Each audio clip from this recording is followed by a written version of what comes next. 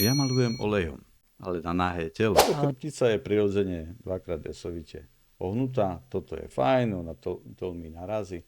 Chcel by som, aby si ty počas toho, ako budeme sa rozprávať, niečo namaľoval.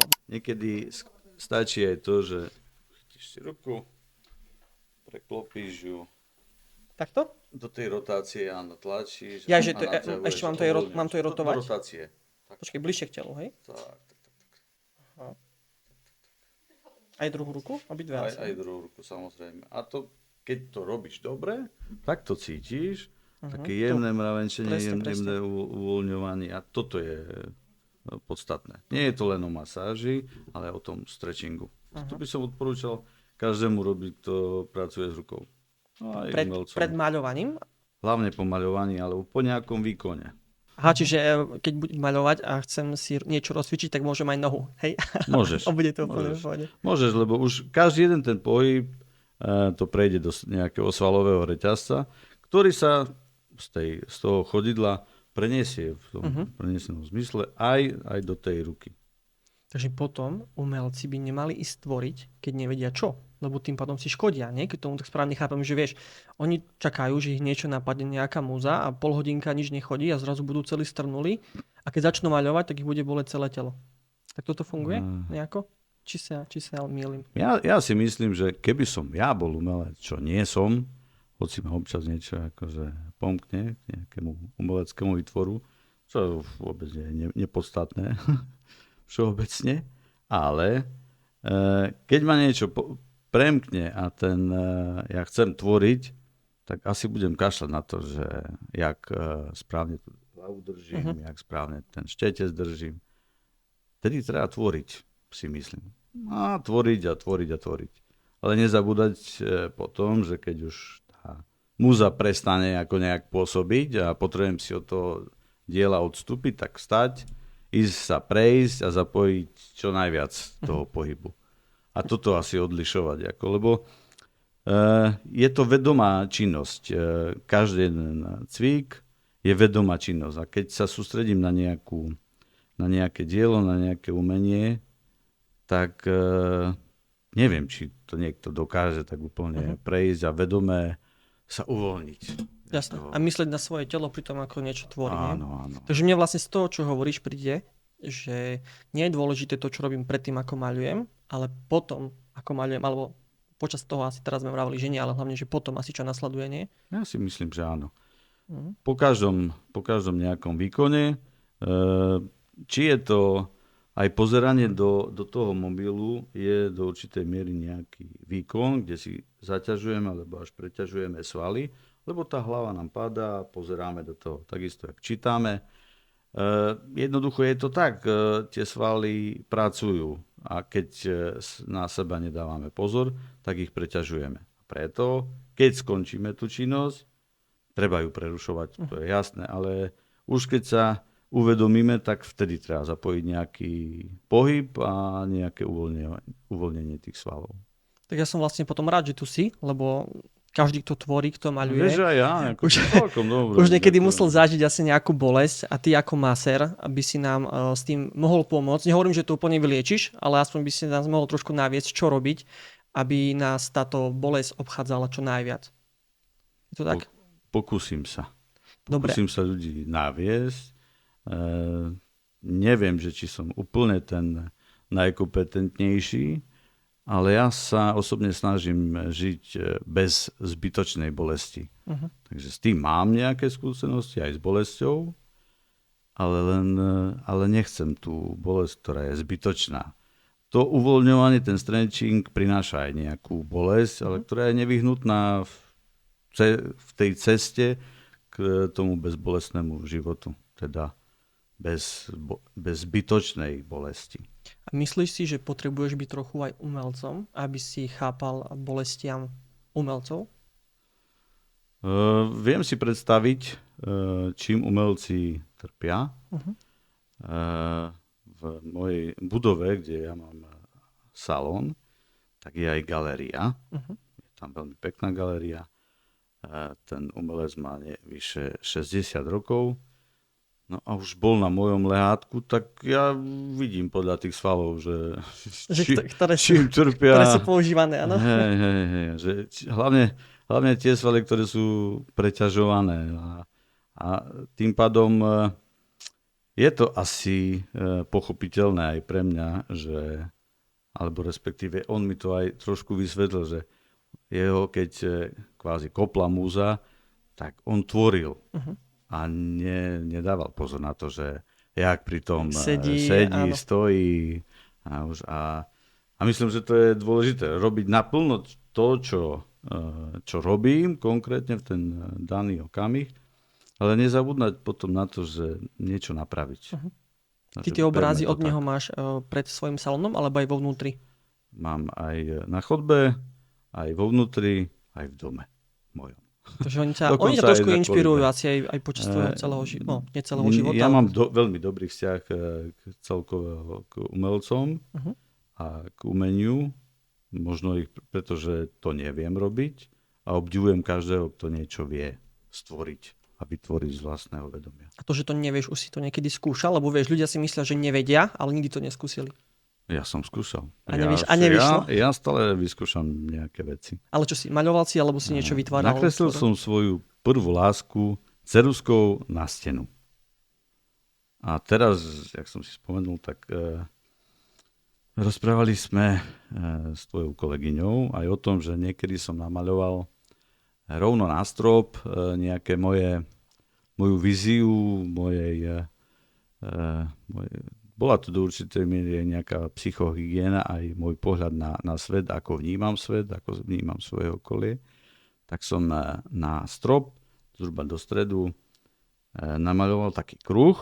V tom kruhu som dal otlačky svojich nôh a jemne na hranici toho kruhu som dal ďalšie otlačky nôh. To tvorili tí ľudia, ktorí ja si púšťam do svojho kruhu a všetko to okolie boli potom rozhádzané. Ruky, nohy. Nebola nejaká zóna, kde si púšťaš ty. Áno, takže toto bolo moje vyjadrenie, ale tým som aj skončil. Ale ja by som bol za to, aby sme tu mali takú trošku tvorivú atmosféru a vlastne možno dokážeme to, že chlapi dokážu robiť dve veci naraz. Máme tu skicár, aj farbičky a chcel by som, aby si ty počas toho, ako budeme sa rozprávať, niečo namaľoval, vlastne nakreslil. Je to úplne jedno, že čo to bude. Môžeš robiť niečo abstraktné, môžeš si len tak čmárať, môžeš vytvoriť aj niečo konkrétne, ale na konci vlastne celého podcastu, môžeme to v budúcnosti aj, vlastne ukážeme to aj našim sledovateľom, ale môžeme to dať niekomu aj rozanalizovať, že čo na to povie, ako si na tom psychicky, alebo... No toho sa bojím. Uvidíme. Čakajte, to takto vytrhnem. Ja nakreslím ten obraz, ktorý som akože popisoval. No, mohol by si, aby sme si vedeli predstaviť, čo to bolo. Ty si vravel, že to bola tvoja prvá láska, či to je niečo iné? Nie, toto bola prvá láska v tej istej miestnosti, ale na boku, toto bol môj pohľad na strop. Toto bolo na strope namaľované. Dobre, tak pokojne si vyber. Tú lásku si už... Sice keď zatvorím oči, tak si ju pamätám, ale neviem si ju... Teraz tak trošku predstava, môžeš ju trošku nakresliť. Ale to nejakú časť nej. Dobre, pokojne si vyber, ktorú chceš farbičku. Inkognito. Dobre. Môžeš to byť pokojne nejaký abstrakt. Vyberám si tmavú farbu. Môžeš aj potom viac. Pokojne si ber počas tohto. Nezabudni stále mi odpovedať na nejaké moje otázky. Keď budeš rozprávať. Neviem si robiť... Priznávam sa, neviem robiť dve veci, tak jak asi každý chlap. Vieš robiť dve veci? Nie, neviem. To je moja manželka povedala, že neviem. No. Ale môžeme to dneska trošku vyvrátiť. Nevieme, nie sme takí super hrdinovia ako naše ženy. Ktoré sú mimochodom za kamerou. Teraz sa veľmi potešili, keď to počuli podľa mňa. Dobre, ale poďme vlastne prejsť k tým radám pre tých ľudí a čo by mali robiť počas stvorenia, aby trpeli menej. Keď tvoria, tak nech trpia menej. Alebo vlastne ich vôbec netrpia. A skús odporúčiť, ako robiť tie prestávky počas tvorenia. Nemusí to byť iba o maľovaní, veď ľudia tvoria všeličo. Môžu byť nejakí sochári, hej, majú nejaké hmoty a tak. Čiže ako si robiť tie prestávky počas tvorby? Ja si myslím, že keď tvoria, nech tvoria. Ale určite si nájdú aj nejakú prestávku v tej tvorbe alebo po tvorbe a spravia nejaký pohyb. to, že naozaj je naučiť ťažko, keď je niekto zvyknutý, niekoľko, dajme tomu, desiatok rokov, má naučený nejaký pohyb a má nejakú rutinu v tej svojej tvorbe a do toho si opakovať to, že mu niekto, nejaký masér alebo fyzioterapeut povedal, tak tú hlavu daj dozadu, vyčiahni v temene, daj to do trakcie, ramena spust dozadu. Asi na tým nebude premýšľať Trošku sa to, asi je to také, že neviem, nie som maliar, nie som umelec, aby som to skúšal. Ja v svojom remesle môžem povedať, že dobre, ja rozmýšľam nad tým nejak inak a stále do toho nejakého strnulého napätia tých svalov dám nejaký pohyb, ktorý tam ani kvázi nemusí byť, ale spravím ho cieľene kvôli tomu, aby som tie svaly trošku rozpohyboval, aby neostali tak strnulé. Takže to je asi aj odpoveď, že každý si musí nájsť nejaký ten trošku toho pohybu. Asi si predstavím, že sochári asi viac toho pohybu majú, maliari. A tie zaťaže sú asi u niekoho na inej partie tela. Je to individuálne a každý to preťažuje nejak ináč a preto si každý musí nájsť v tom svojom nejaký ten pohyb, ale dôležité je naozaj mať ten pohyb. Aj ten kvázi z pohľadu zbytočný pohyb, alebo nech si zavrti bokmi, alebo otočí sa. Ale ten pohyb je dôležitý. Aby počas tvorenia niečo, nebolo to tak, aby hodinu len maľovali, ale niečo popri tom aby trošku. nebol strnulý.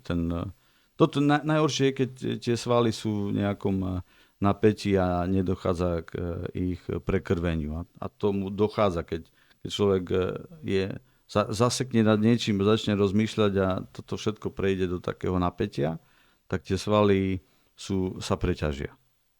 Môže dôjsť aj k chronickým bolestiam? To prichádza akože zákonite. Ale vedia to nejako tomu zamedziť, nie? Ako hovoríš tými buď prestávkami, alebo tým, že nejak inak sa vrtia, alebo... Myslím, že každý si povie, kto tvoril a s nejakým odstupom toho času, tak si povie, no ale tá bolesť mojej šie a to, že mám zatuhnuté ramena, stali za to, lebo som niečo vytvoril. Tak vtedy akože si povie, no dobre, tak som sa namakal, bolo to fajn, ale ešte ma to až tak neboli, ale ono to raz príde k tomu. A nechcem, aby ľutoval, že mohol som robiť niečo iné, mohol som spraviť niečo viac, mohol som tých obrázov namaľovať menej, len aby som akože bol v lepšom stave. Takže nad tým sa treba trošku zamyslieť. Ja by som tu vlastne chcel aj zavolať našu kolegyňu, ktorá maľuje, tvorí pre nás aj videá a ona mi namaľuje na ruku svaly a vlastne ty na konci celého podcastu, ukážeme vlastne aj našim sledovateľom, nám ukážeš, ako tie svaly rozmasírovať, aby nás, dajme tomu, keď nás aj trochu boli ruka z toho tvorenia, lebo naši zákazníci sú hlavne maliari, by som povedal, tak aby si ukázal, že ako to rozmasírovať, aby tie bolesti boli menšie. Nehovorím, že úplne odstraníme, ale aby si trošku to povoľňovali. Čiže Dominika, poď ku nám, prosím ťa. Ahoj, vítaj. Ahoj. Dobre, tak máš tu pripravené farby, štetce. Smelo sa pustiť na maľovanie mojej ruky a my môžeme pokračovať pokojne ďalej, nie? Nech sa páči. Dobre, ja si tvorím tiež. Dobre, ty si tvor tiež. Ja som sa ťa ešte chcel spýtať, že či používaš pri svojej práci, teraz je tá doba umelej inteligencie, aj nejak tú AI, umelú inteligenciu. Možno napríklad, neviem, pri hľadaní odpovedí na nejaké otázky, alebo proste čokoľvek. Skús mi na to odpovedať. Samozrejme, používam AI. Povedz pričom. Lebo sa mi nechce písať príspevky a tvoriť nejaké spoty. Je to, myslím, že fajn inšpirácia. A tým by som aj akože, jak inšpirácia je to dobré. Tak, ale že by to spravila za mňa všetko, to by som ani nechcel. Lebo vieš, teraz si niektorí uľahčujú aj prácu tým, že dostanú nejakú otázku, nevedia odpoveď a čo prvé nechodia, neviem, do knižníc alebo nehľadajú nejaké neviem, knihy ohľadom toho, ale ChatGPT, otázka, odpoveď a rýchlo mám výsledok. Takže či to takto náhodou aj ty nerobíš? Pripravoval som sa na tento podcast a nepoužil som ani raz ChatGPT, lebo nezdalo by sa mi to akože pravdivé. Takže beriem to stále jak inšpiráciu, je to fajn, ale to je asi všetko. Jasné. Je to inšpirácia pre mňa. Dobre, lebo ja som sa pýtal ChatGPT, že aké sú spoločné prvky maséra a umelca. Poznáš ich? Ja ti prezradím. No povedz. Lebo ja tu mám niečo spísané a povedz mi ty. Ja som si to pripravil. Áno tiež? No tak dobre, tak povedz, čo ti vyšlo. Ale nechceš ChatGPT. Čakám otázku, že aké produkty používaš a ja chcem povedať, že ja malujem olejom, ale na nahé telo. Ale nahé telo. Ale neostáva stopa. Na tom lepšie. Dobre, ale teda môžem ti povedať tie spoločné prvky? Môžeš. Alebo keď hovoríš, že si robí právo, môžeš povedať aj ty? Nie. Toto bola moja akože odpoveď na to, že áno, malujem olejom. Ty si sa sústredil na to, čo sa ti najviac páči na tie odpovedi, áno? Dobre, lebo ja tu mám, že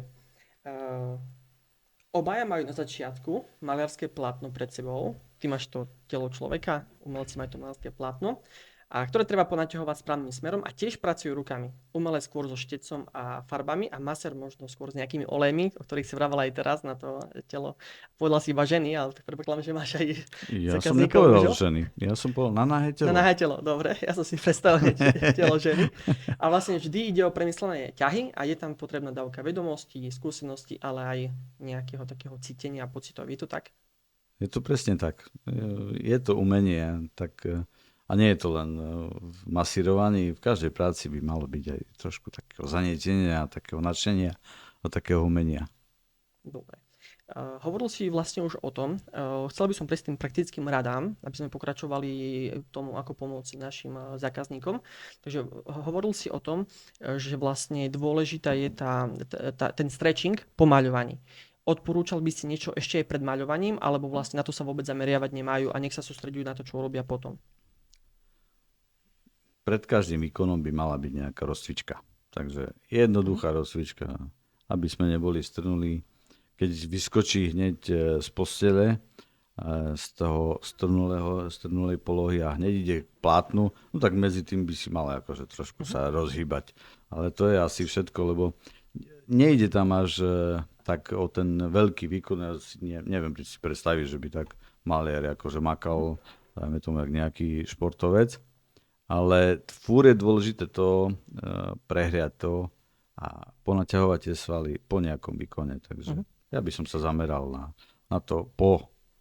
A je dôležité sa zamerať na chrbticu, krk, ruky alebo neviem, celkovú hlavu. Čo odporúčaš?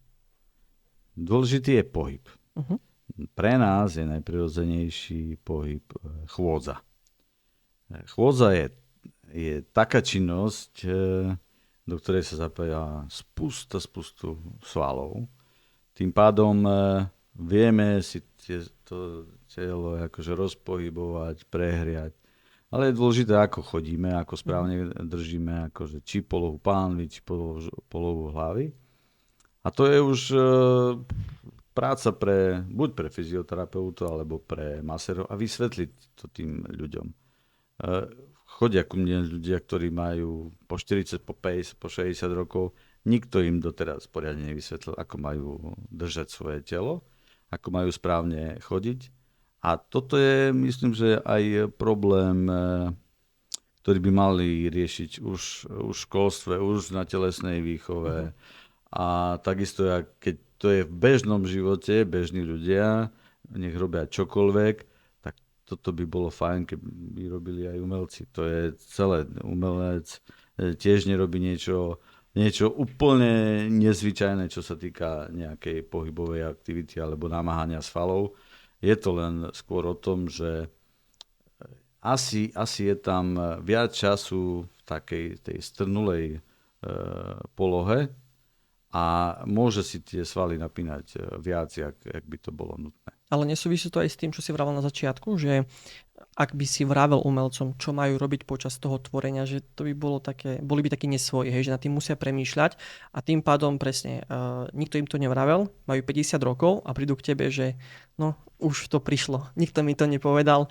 Alebo na druhej strane bolo by možno tiež lepšie, keď niekto začína tvoriť, inak to by tiež bola taká zaujímavá celkom osveta pre ľudí, že začínam tvoriť, dobre, jedna vec vybrať si všetky tieto farby a tak, ale druhá vec, že možno ako stáť pri tom maliarskom stojane alebo ako sedieť pri stole, keď maľujem.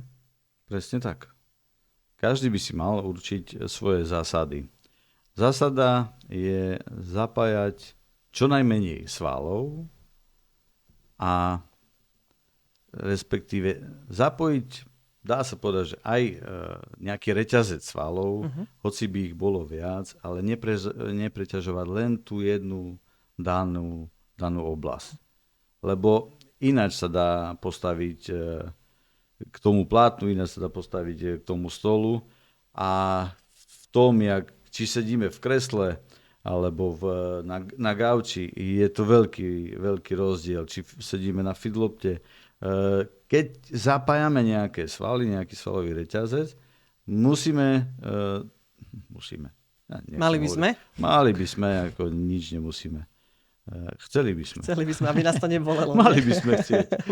Mali by sme chcieť čo najviac tomu telu uľaviť a nepreťažovať len tú jednu skupinu svalov, lebo z toho pramení ako najväčší problém, že preťažíme pri tom pohybe, len danú oblasť svalov, ktorá prerastie do nejakého miestami akutného a potom aj chronického akože problému. No dobré, ale asi je rozdiel, či stojím pri stojane, keď maľujem, alebo či sedím, tam môže boleť pri stojane. Aj nohy, nie?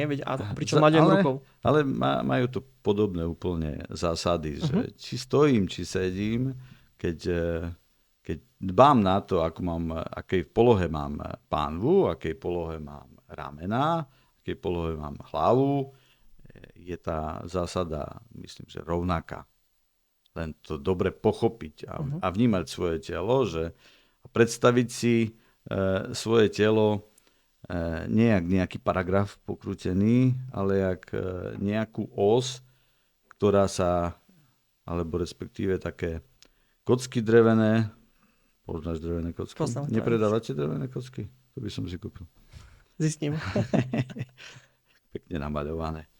Takže je rozdiel, keď tie kocky sú pekne postavené do nejakej peknej pyramídy, do nejakej veže, alebo sú tak porozhadzované. Tá kocka oni budú stáť. Ale tá väža časom spadne asi, nie? Časom spadne, alebo je viac nachylné, že niekto zafúka a už spadne. Takže nejakú osu si pamätať. Keď stojíme, tak by sme mali mať v ose členok, bedrový kĺb, rameno a ucho. Toto by malo byť v ose. A ucho? A ucho. Vieš nám to ukázať po sediačky? To, čo si teraz povedal? Lebo chápem, že po stáčke to bude náročnejšie kvôli kamere, ale po sediačky by si nám to mohol ukázať? Bude vidno. To je tvoja pomôcka. Moja pomôcka. Moja kamarátka, s ktorou natáčam občas nejaké video, je to moja. Tak ja hovorím. Moja. Nie je síce moja chala, lebo ešte nie je moja chrbtica. Ale ide o to, že keď si predstavíme ešte aj členky, že to má nohy, nejak pokračujú nejak nohy. Podaj mi tu. Tak, čo sme našli? Je to ťažké. Tak ide o to, aby ten spodok tej palice bol na členku, potom je tu nejaký bedrový kĺb a potom je to ucho. A tak by to malo stať. A rovnako aj sedieť. No tak odmyslíme si členky, ale ináč zásada je stále tá istá. Vtedy je to tak správne a vtedy je to pre chrbticu prirodzené. A najmenej záťaže asi na ňu. Áno. To chrbtica je prirodzene dvakrát jasovite ohnutá. Toto je fajn, ona to mi narazí, ale toto je podstatné, aby bola v tej ose. A toto je zásada, či stojíme, či sedíme. Takto by som to robiť mal. A ako by som nemal sedieť, s čím by sa stretol, že ľudia najčastejšie sedia pri maľovaní, alebo pri čokoľvek a je to úplne že zlozvyk? No, najviac to vidno pri telefóne alebo pri všetkom, keď hlava nám spadne a zrazu z tých pár kil, neviem ten presne pomer, ale z tých pár kil, ktoré sú presne nad našou osou, tak sa to preťaží, lebo spraví sa to z toho taká udica a tieto svaly sa preťažujú tým pádom. Stačí posunúť to ucho dozadu, trošku vystrieť tú chrbticu, dať ju do trakcie. Trakcia znamená, že trošku akože pouvoľňujem tie stavce. Zrazu tá váha tej hlavy je úplne iná, ako je tak. A že tú hlavu mám posunúť tak, aby som nezaťažoval ten predok? Ten krk. Aha, ten krk, ale že všetky skôr kývače a hýbače hlavy. Lebo a keď už len niekto zaťažil ten krk, že už to má zle, ako to potom napraviť? nejakým protipohybom.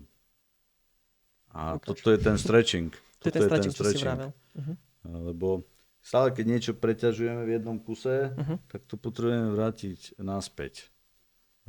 Keď začneme rozprávať o tom, jak si to rýchle akože nejak tie svaly uvoľniť, no dať to hlavne do tej polohy, ktorá je tomu telu najprirodzenejšia, to je tá osa.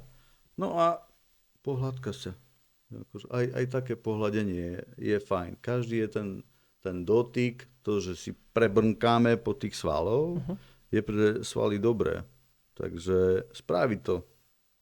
Už len tak si to prejsť a je tam a príde tá úľava. Lebo z toho napätia tých svalov sa dotkneme a je to úplne nejaký iný pocit. Treba to skúšať. Čo sa týka toho sedenia, je podľa tebe lepšie sedieť na stoličke alebo na feedlopte pri tvorení? No a čo keď sa tomu maliarovi zatrasie ruka? Tak to na bude sa tej hýbať feedlopte? Kvôli chrbtici, vieš? Podľa toho, čo robí, no. Ja to stále ešte nechávam akože dôraz na to, že nechať toho umelca tvoriť a nezaťažovať sa tým, lebo podľa mňa, akože, keď robíme niečo a snažíme sa to robiť, a ja keď som v napätí, mám takú tendenciu, že sa sťahujú akože ramena, hlava mi ide nižšie, človek je v strese a je to pre ňo, je to prirodzená reakcia, tak to treba vychádzať z toho. Takže skôr dbať na to, čo je potom. Namaľovať si niečo, ale rozcvičiť to, vystrečovať. Dbať na to pritom. Ono, keď sú svaly povoľňované, to telo viac by sme mali počúvať a viac nás bude aj poslúchať. Ono, keď my jeho budeme počúvať. Lebo tie svaly sa nám vrátia do tej takej prirodzenej polohy pre telo. Toto je pre neho prirodzené a preto sa to vráti. A čo sa týka detí, a keď tvorenie s deťmi, ktoré častokrát ležia na zemi, veď si vieš predstaviť, ľahne si na zem, hodí si farbičky a maľuje si, alebo kreslí. To je, myslím, že lepšie, keď tak leží. Ja keď tak akože líže pomaly tie farby, takže treba to rozlišovať. Ale nech si maľuje. Nech si maľuje. Neupozorňovať ho nejak. A potom nech cvičí, ale nech... Deti sú ako z gumy, asi to tam ani netreba riešiť vo veľkom, nie? Treba akože im zobrať mobil. Ja by som toto... Lebo keď maľuješ, stále je tam hoci ten minimálny, ale je tam nejaký pohyb. Najhoršie je, keď to človek sa zasekne a zamrzne nad tou obrazovkou a preťažuje si tak akurát tie palce. Toto je... Pohyb je pre naše svaly úplne prirodzené. Pre naše telo je pohyb je žiaduci. Z toho musíme vychádzať, že pohyb je fajn. Najhoršie je nejaká strnulosť. To, že zamrzneme, sústredíme sa a svaly trpia. Toto je problém. Čiže riešenie aj pre deti, ktorí rodičia nevedia, čo s nimi. Pohyb, ale nemusia ísť iba vonku hrať futbal alebo behať, môže aj tvoriť. Môže aj tvoriť. A nech najprv maľuje si na zemi, na koberci a potom mu kúpte stojan. Akože, treba z Artmie. Nech niečo tvoria. Ty ako masér ideš príkladom aj svojim klientom? Niečo robíš aj ty pre svoj chrbát každý deň? Ja keby som vynechal jeden deň nejakého preťahovania, tak neviem, či by som na druhý deň sa postavil a stále niečo, lebo my trpíme tým, že sa nám skracujú hlavne svaly na rukách, lebo toto je pre nás v napätí, lebo nie len to, že držíme nejaký štetec, ale to, že tlačíme s tými prstami. Takže ja keby som minimálne si nepreťahoval prsty a nespravil nejaký stretching na dlane, tak už toto by bolo pre mňa zlé a na druhý deň by som si odniesol. Toto by sa ťažko masírovalo. Takže každý by mal nejak uvoľňovať. Odporúčaš pri tom tvorení aj dať si nejakú pauzu, aby, neviem, možno prechádzku, alebo neviem, napitie sa vody, alebo niečo na tento štýl, aby sa možno naše telo prekrvilo a celkovo prišli nové myšlienky? Umelci, pite veľa. A čo majú piť? Často. Čistú vodu. Čistú vodu. Alebo je to na nich. Keď potrebujú nejakú múzu, tak nech pijú. Čo im s tým pomáha. A tie prechádzky? Prechádzky sme už rozprávali o tom, že treba sa prechádzať. Chôdza je najprirodzenejšia. Keď nás nekopne múza, treba sa prísť prejsť, treba sa ísť prejsť, najlepšie do prírody, do lesa.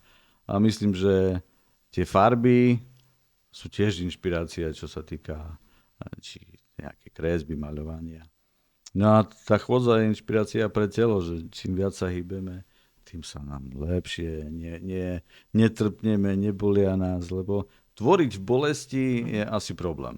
Človek musí byť uvoľnený. Asi všetci zhodneme, že nikto nechce tvoriť v bolesti, nie? No, takže toto je podstatné, že nerobiť to len tak, že účelovo, že áno, musím ísť, teraz sa prejsť. Áno. Akože, nech to je prirodzené. Brať to jak prechádzku a na čerpanie nejakej energie, na nejaké inšpirácie, ale pohybovať sa. Ja som sa minule stretol s pojmom zoga. Je to podobné ako yoga a ty mi asi o tom budeš viac povedať. Zoga je taký pohybový koncept, ktorý spája také základné dve veci, že je to pohyb v priestore 4D a spojenie hľadania nejakých blokov, nejakej reštrikcie, ktorý si sami my dokážeme uvoľniť svaly, napätosť tých svalov a tým pádom si vieme pomôcť. 4D je to klasika dĺžka, výška, šírka a ten štvrtá dimenzia je čas. Čas je vzácny, ale preto, aby sme my uvoľňovali svaly, je veľmi potrebné ten čas neurýchliť. To, že keď chceme niečo naozaj vystrečovať, niečo si pretiahnuť, tak mali by sme dodržiavať nejaký ten predpoklad, že nejakých 15-20 sekúnd to naozaj vystrečujeme a príde tá úľava. Postupne, ak to človek začne robiť, tak tú úľavu začne cítiť a nájde si ju. Nie je to len cvik pre cvik, je to naozaj uvoľňovanie. Už len také rozpaženie rúk a vytočenie palcov s tým, že do tej základnej človek sa pôjde do trakcie, prídem bližšie k mikrofónu, pôjde do trakcie, vytočíte palce a začne hľadať taký blok a presne v tej bolesti to nie je zbytočná bolesť. To je má to bolesť, boleť. To je bolesť, ktorá nás oslobodzuje a zotrvať nejaký čas. A naozaj to prejde, je to silné. Môžeš si to skúsiť aj hneď, keď doma ľuješ. Doma Dominika, hej. Ale je to taký pohyb, ktorý, nehovorím, že robte ten jeden pohyb a budete zdraví a usmievaví, ale aj to niekedy stačí, aby sme si uvedomili, že sme v napätí. A to nás uvoľní. Ale my ten pohyb musíme nájsť. Tú bolesť musíme nájsť vlastne. Tú reštrikciu, ten blok, ju nájdeme.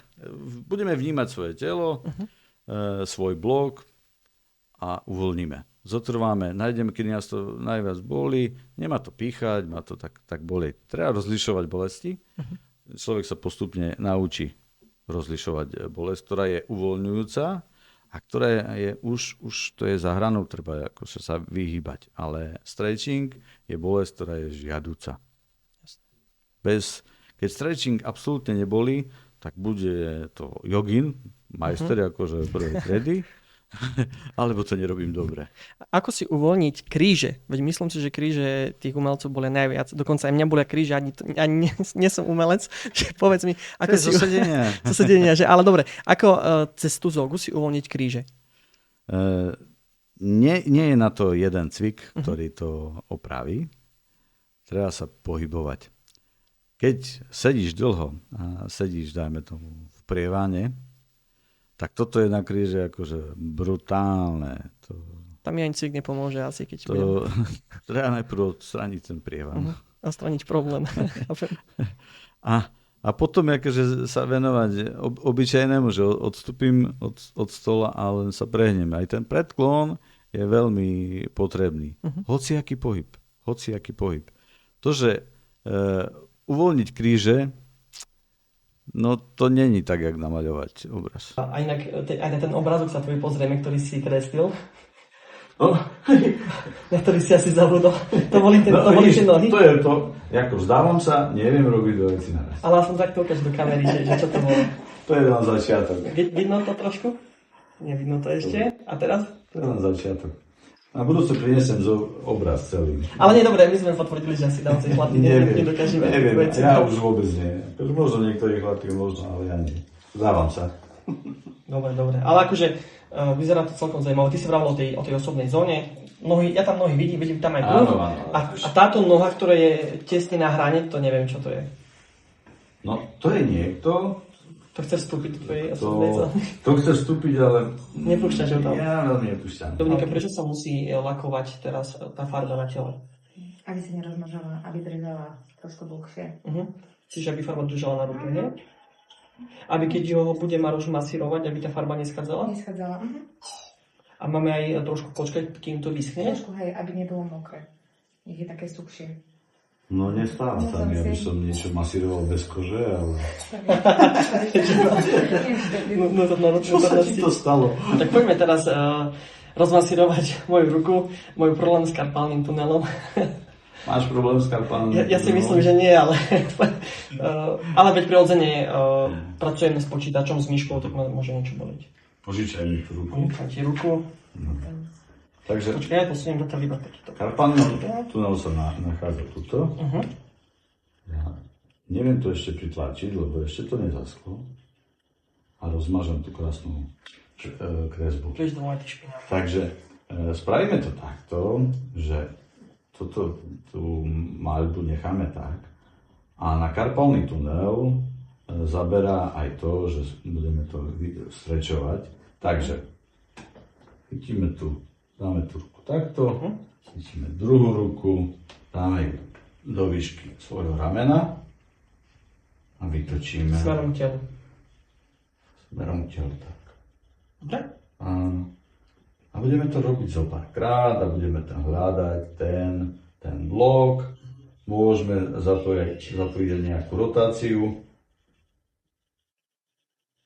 A keď aspoň toto budeme robiť každý deň, tak je to pre nás viac ako len také masírovanie, kedy ani nevieme, kde máme zatlačiť. Strečujme, to je podstatné. A vieš mi niečo ukázať aj na krk? Či by takto mohlo fungovať? Tak, už som celý pomaľovaný. Chcete sa teraz skúsiť ešte raz? Na krk, tak sme si rozprávali, že mali by sme ho držať tej správnej pozícii. Takže keď sa prisnieme pri tom, že ju máme akože tak ju dáme do zadu. Dáme ju do trakcie, to znamená, keby sme tu mali cop, vytiahneme sa imaginárne, chytíme svoje svaly, no len takto si ich prebrnkáme. To akože, jak sú trapézy? Jak sú trapézy, jak sú dvíhačie hlavy a prejdeme. S palcom prechádzaš? S prstami. S prstami, hej? Na kamere to bude vidno a tebe to vysvetlím. Dobre. Prejdeme až dole s trapezom. Každý jeden ten omak Mám tam počíta. tiež pociťovať tú bolesť a keď to boli, mám to najviac tlačiť vtedy? Či to je niečo iné? Neviem, že či to... Keď si tam niečo nájdeš, je to dosť problematické, lebo svaly by mali byť pri tlačení, pri pressingu a uvoľňovaní trigger pointu mali by byť čo najviac uvoľnené. Keďže tá automasáž je problém v tom, že my sa nevieme uvoľniť, lebo keď potrebuješ nejaký úkon spraviť, nejaký pohyb, tak si tie svaly jednoducho zapájaš. Tak ja by som to vyslovene netlačil, len by som ich prebrnkal na gitare strany. A ako dlho to mám asi približne robiť? 15-20 sekúnd. A potom opakovať počas. Môžeš to tvorenia. zopakovať, nie je to nevyhnutnosť, ale skôr je tam to podstatné robiť to nejak v pravidelných intervaloch. Dobre, Marštek, ja ti ďakujem, že si prišiel k nám, že si nám poradil, ako máme precvičovať naše telo, aby nás nebolelo pri tvorení. A takisto nech nebolí telo teba, nech sa ti darí s tvorením, minimálne tak dobre, ako keď si teraz chrestol ten svoj kruh. A nech sa ti darí. Ďakujem, bolo mi potešením. Ďakujem. Drž sa.